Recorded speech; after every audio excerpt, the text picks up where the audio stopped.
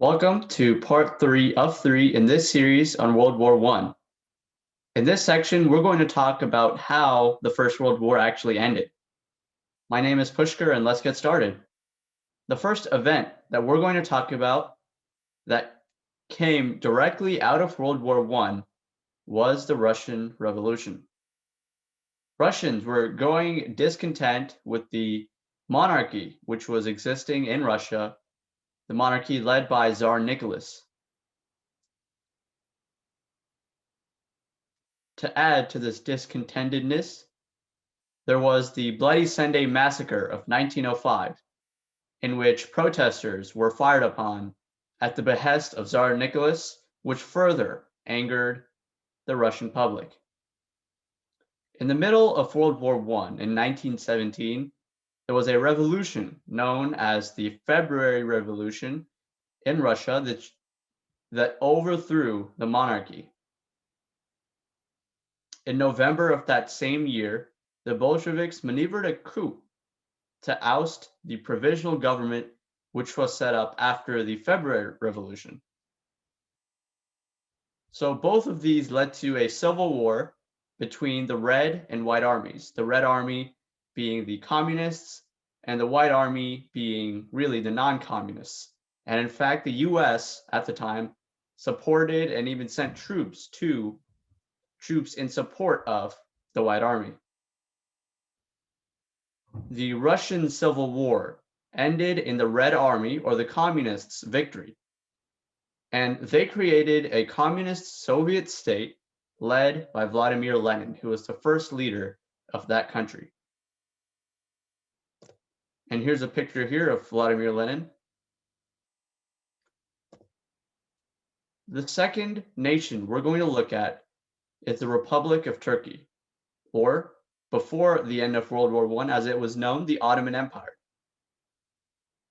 The Ottoman Empire joined the fight against the Allied powers, which were Britain, the US, France, and Russia. But they were mainly against the Russians. They declared a holy war against the Allied powers. The Germans, being on the same side as the Ottomans, extended a diplomatic, political, and military hand to the Ottomans, as well as some economic assistance, which were all well needed to the Ottomans at the time.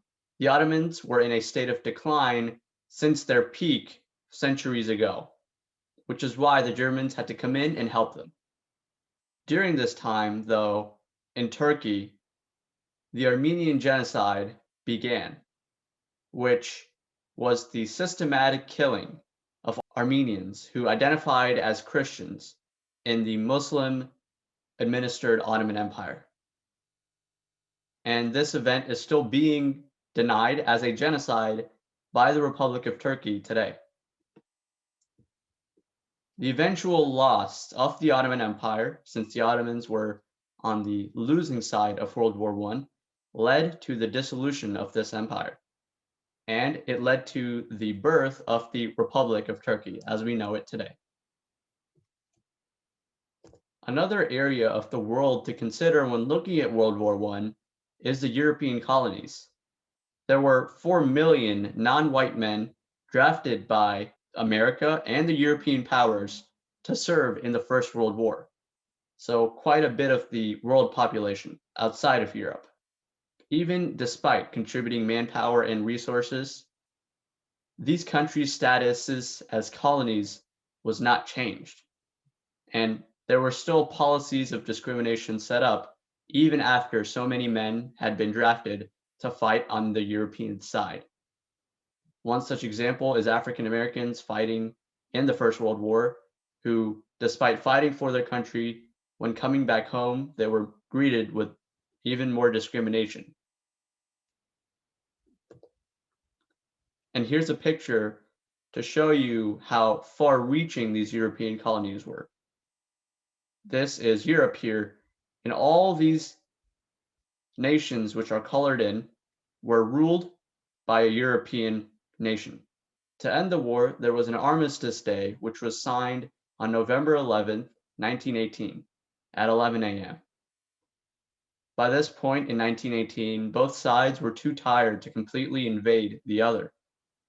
The Allied forces had the upper hand, and as America was still always available to send even more troops to bring in more morale to the European soldiers, Germany agreed to stop fighting because they knew that they would lose the war. And they agreed to stop fighting without many conditions. They agreed to give up their territories and relinquish their weapons on that day. The formal treaty to bring peace to the continent was the Treaty of Versailles.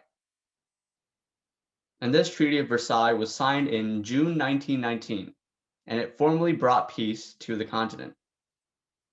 Although the President of the United States at the time, Woodrow Wilson, preached for peace in Germany through normal means, the leaders of other countries, like in the UK and France, preferred more severe punishments to ensure that Germany would never, ever start another war in Europe again. So the Treaty of Versailles forced Germany to curtail their navy, army, and air force.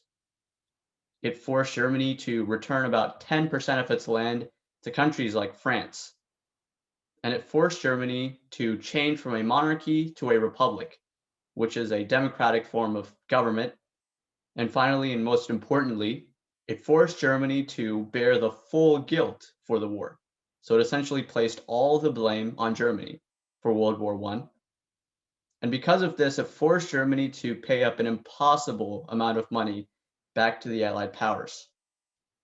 In Germany, after the war, the humiliating conditions of the Treaty of Versailles angered the normal German citizens. Worse yet for the Germans, inflation and hyperinflation started to make daily life for Germans unlivable. These conditions were ripe for a rise of the Nazi Party, which promised to forego the conditions that were created in the Treaty of Versailles, and they promised to create a new and more dignified Germany. However, this same Nazi Party came into power in 1933 under Adolf Hitler. Hitler's ideology was one of world dominance by the Germans. And this ideology led to the Holocaust, which was the genocide of about 6 million Jewish people in Europe, and eventually led to World War II. And here's a picture of Adolf Hitler at a rally in Germany. Chemical weapons, which we talked about, which were used in World War I, resulted in 100,000 deaths. In response to this egregious number of deaths during World War I due to gas attacks, the Geneva Protocol was developed. It was penned in 1925, and it regulated the use of weapons, of chemical weapons in warfare. Every war has a cost, both human and material. In World War I, there were 40 million civilian and military casualties, which are defined as people who are either injured or killed during warfare. There were 14 million in military deaths, and the estimated financial cost of the First World War was $208 billion. The First World War caused the deaths of more people and cost more than any previous war fought. This is why it came to be known as the Great War at the time, and even the war to end all wars, which was not necessarily true as evidenced by the Second World War. And here I'd like to leave you off with a timeline of World War I, just to have this mental image of when things took place. The war began in 1914, and in June of 1914, with the assassination of Austrian Archduke Franz Ferdinand. The US declared war on the Germans for its actions on American citizens in 1917, which was before the Russians left the war, as we saw, because of the revolution and the revolt which happened in that country. In late 1918, the Allies advanced onto Germany, and Germany eventually, in November of 1918, signed an armistice which caused it to stop the fighting in Europe. This has been a video series on the First World War. In this video, we talked about the results and the consequences of the First World War. I hope you've gotten an introductory idea of what the First World War was in this three-part series. Thank you for watching.